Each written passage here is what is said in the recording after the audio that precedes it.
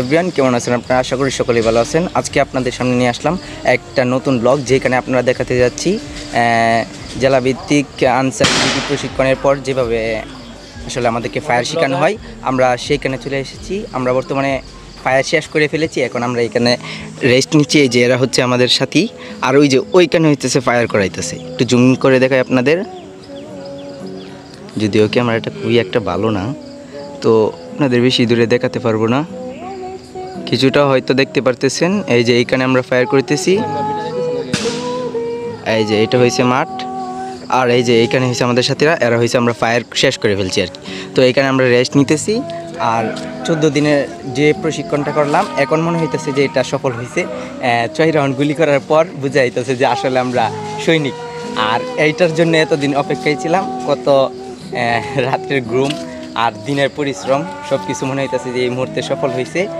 আর যারা এরকম ফায়ার করতে চান, আসলে সিভিল বেসে তো এটা করা সম্ভব না।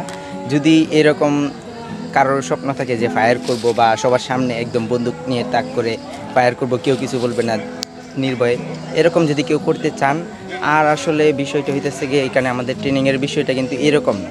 আমাদের সকলের এই একটা নিজ দায়িত্ব আছে দেশের জন্য, আমরা যেন কিছু করতে পারি, বা এরকম কিছু যদি চিন্তা ভাবনা থাকে দেশের জন্য কিছু করতে চান, হোক স্থানটা ছোটো হোক সমস্যা নেই, তবে যদি কিছু করতে চান তাহলে ছোটো থেকে শুরু করতে হবে। আর এখানে প্রশিক্ষণ নেওয়ার কারণে হয়তো আপনাকে মানুষ বলে আনসার বা আনসার, আমরা যে বাহিনীটাতে আছি হয়তো সেই বাহিনীটা এখন খুবই বদনাম আছে দেশে। তবে মনে রাখবেন, ছোটো থেকেই কিন্তু সব কিছু শুরু হয়। আপনি এখান থেকে শুরু করেন, ভবিষ্যতে হয়তো আপনি আরও বড় কোনো জায়গাতে যেতে পারেন।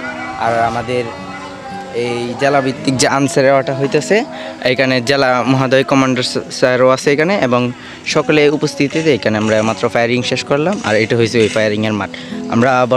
আমরা এইখানে মাত্র ফায়ারিং শেষ করলাম আর কি।